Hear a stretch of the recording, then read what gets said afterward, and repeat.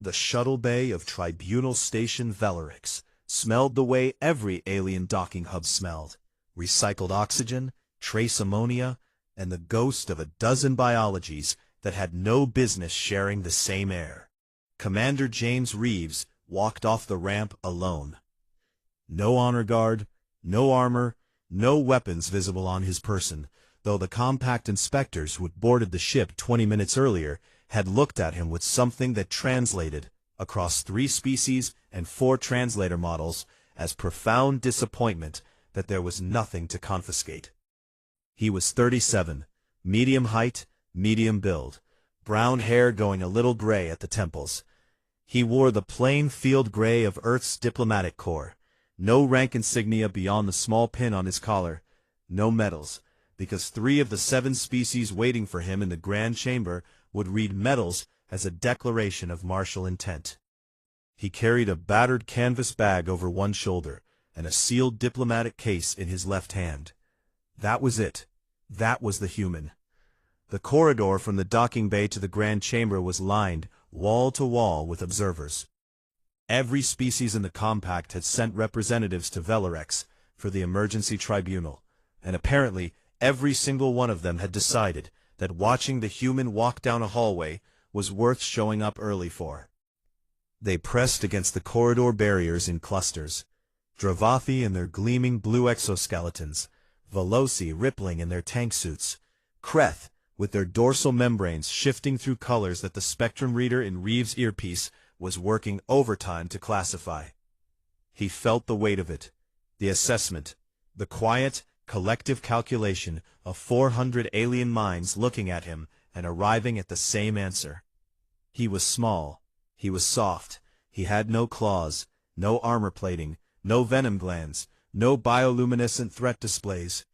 His eyes faced forward, predator configuration, yes, but the eyes themselves were an unimpressive brown. He walked, upright, on 2 legs, with no tail for balance and no secondary limbs for redundancy. His skin would tear if you looked at it wrong. He was, by nearly every metric the compact used to evaluate a species, a biological afterthought. The first comment came from the Dravathi delegation. 8 feet of armored exoskeleton, compound eyes, mandibles that could shear titanium cable. One of them clicked something low to its companion. The translator pendant rendered it in a flat, polite tone that nevertheless carried the full weight of the original. That is the human? It looks like something the Veloci would keep as a pet. The corridor rippled with reaction. The Veloci made their wet, burbling sound, laughter, or the nearest equivalent. The Kreth flashed amber and gray across their membranes, which the reader tagged as amused disdain. Someone further back made a sound the translator simply logged as untranslatable, social ridicule, high confidence. Reeves kept walking. Same pace, same expression. He had been in rooms like this before. Different planet, different species, same energy. The room that looks at you and sees something less than what you are, and waits to see if you'll flinch. He'd spent enough of his life in those rooms to have stopped flinching somewhere around age 22. He reached the chamber doors, 2 slabs of Velarix ironstone carved with the sigils of every founding species. 2 Kreth guards in full ceremonial armor, each one massing somewhere north of 400 pounds, flanked the entrance. One asked for his designation. He gave it. The doors swung open. The Grand Chamber swallowed him whole. 7 raised daises in a crescent, 7 founding species, hundreds of observers in tiered galleries climbing to a ceiling 30 feet above the floor. The chamber had been built to Dravathi scale, which meant everything in it was enormous, and Reeves, at the center marker inlaid in the stone floor, was made to feel precisely as small as he was. He inclined his head. The gesture Earth's diplomatic team had spent 6 months negotiating as a species-neutral acknowledgement of peers. Nobody inclined back. Grand Arbiter Thesivane, a Dravathi so old its exoskeleton had faded to the color of old bone, spoke in rapid clicks. The translator rendered it instantly. Commander Reeves, You stand before this tribunal charged with unauthorized first contact, violation of Compact Exploration Protocol, and unilateral negotiation of a binding agreement with an unregistered species. Actions taken without Compact knowledge, without Compact oversight, and without Compact consent. How do you answer? Reeves was quiet for a moment, not from hesitation. He'd had 11 days on the transit to Velarex to prepare. He was quiet because he'd learned that in rooms where people expected you to scramble, silence read as confidence. A small silence went a long way. I answer, he said, by asking why the Shethka were unregistered. The chamber erupted. He stood in the middle of it. The crest membranes went full spectrum, cycling through colors the reader couldn't keep up with. The Dravathi delegation clicked in rapid overlapping bursts. The Malori, who communicated in mathematical pulse sequences, transmitted something to the display screen behind the daises that rendered as text. The human is stalling. Deflection tactic, disregard. Thesavon raised one massive foreleg. The chamber quieted, slowly, like a big engine winding down. That question, the Grand Arbiter said, is not the matter before this tribunal. With respect, Reeves said, it is exactly the matter before this tribunal. I found something that the combined sensor networks of 7 spacefaring civilizations missed. For how long? Centuries? Before you judge me for how I found it, I think it's worth understanding why you missed it. He paused. I'm not trying to be difficult. I'm trying to make sure we're solving the right problem. More noise. He let it come and go. Subspeaker Ulreth, of the Veloci, pressed its tank forward on the dais. The human speaks of solving problems. The human is the problem. It violated Compact law. I violated a protocol written before humanity launched its first satellite, Reeves said, and that didn't account for a species existing entirely outside your sensor range. I'll accept that. I'll also point out, he checked his watch, an old mechanical piece, analog, and that small gesture pulled eyes from every corner of the chamber. In approximately 38 minutes, a Shethka diplomatic envoy is going to dock at this station. Silence. Not the rolling, recovering kind. The sudden, total silence of 400 minds hitting the same thoughts simultaneously. You invited them here, Thesavon said. I told them, Reeves said, that if the Compact was worth joining, it would know how to welcome a new voice. I told them I'd find out. He looked up at the Grand Arbiter. I'm finding out. The chamber had not yet decided how to process that, when the secondary door, the one on the far wall, the one that led to the station's high-security docking arm, opened. Not with ceremony, not with announcement. It simply opened because someone on the other side had the clearance to open it, and walked through without waiting for permission. The first thing Reeves noticed was the size. The Shethka ambassador was 12 feet tall, and moved like something that had never once, in its entire evolutionary history, needed to worry about what was behind it. Bipedal, roughly, with 4 upper limbs arranged in 2 sets, the outer pair considerably larger than the inner. Its skin was deep charcoal gray, with bioluminescent striping that pulsed slowly along its flanks, in patterns Reeves had spent 4 months learning to read. Its head was wide and flat, eyes arranged in a full horizontal band, 360 peripheral vision.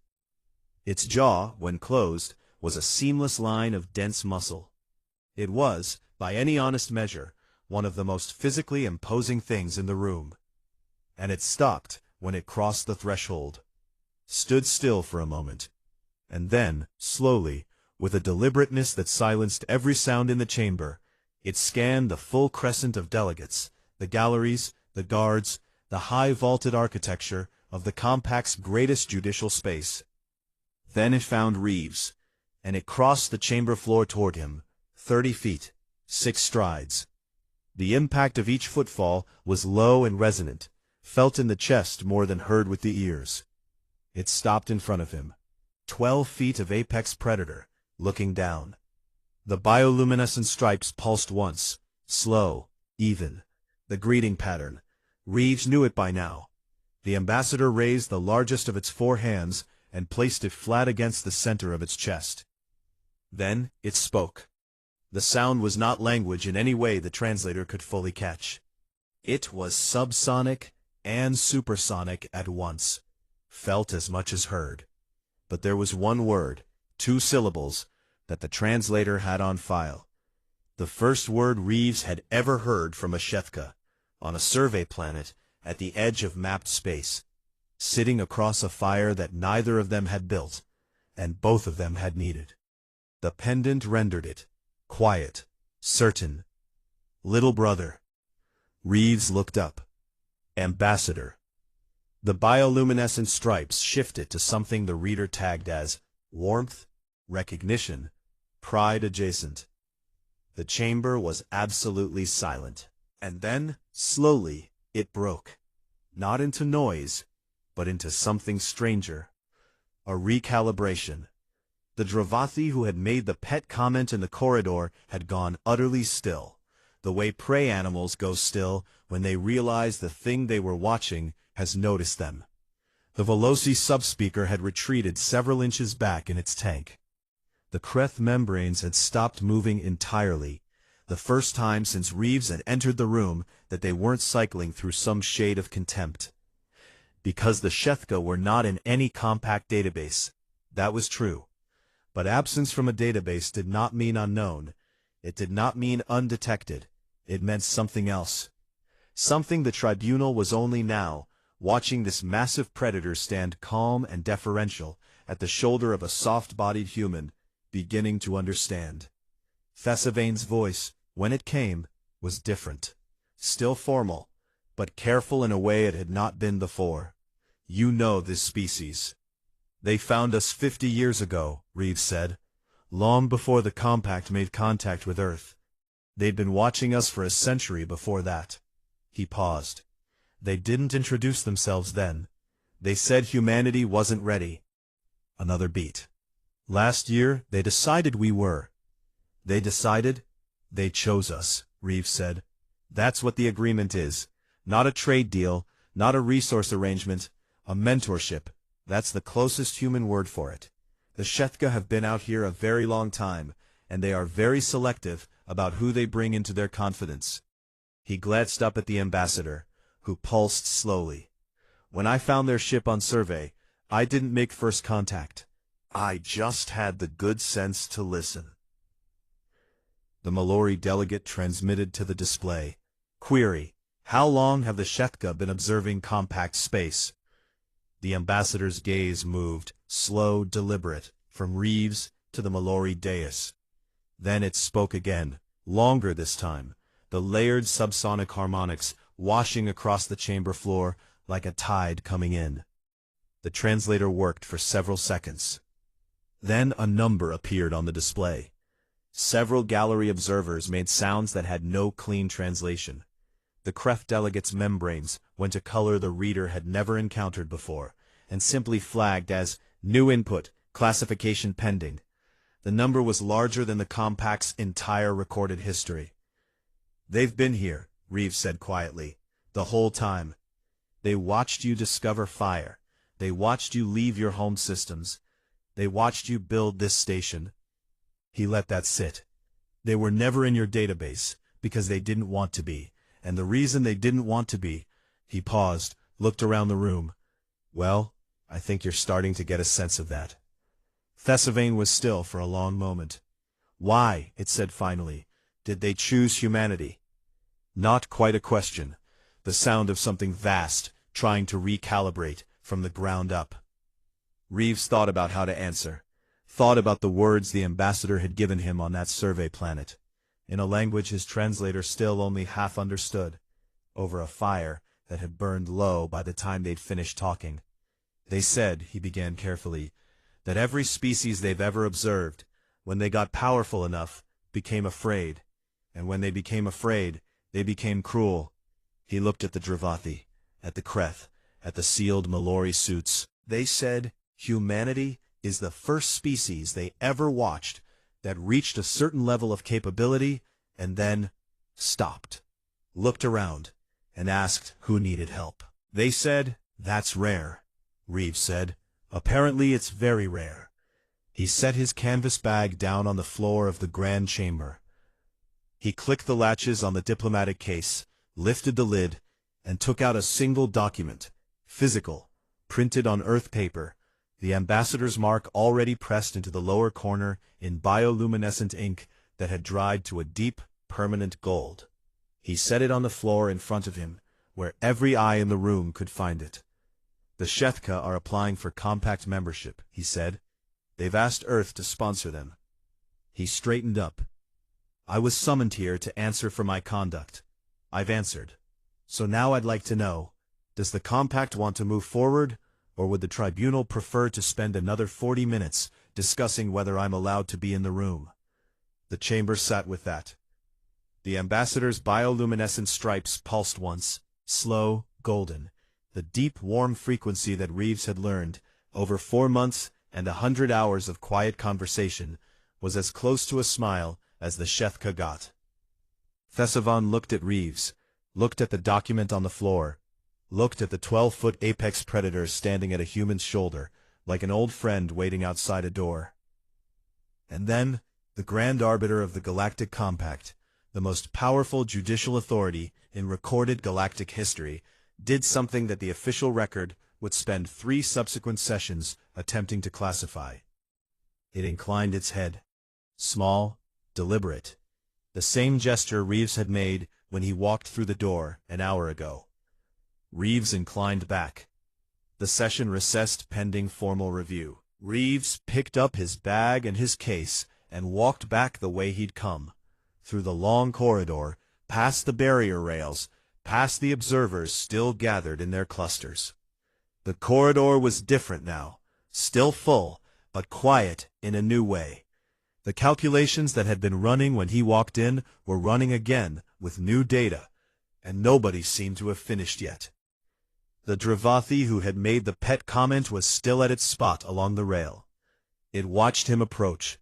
When Reeves was level with it, it spoke. The pendant translated. "The Shethka called you little brother." "They did," Reeves said. The Dravathi was quiet for a moment. "In our tongue that phrase has a specific weight. It means the one who is smaller, the one you would not choose to face without." Reeves considered that. "Yeah," he said, "that's pretty close." He kept walking. Behind him the corridor stayed quiet, all the way to the door.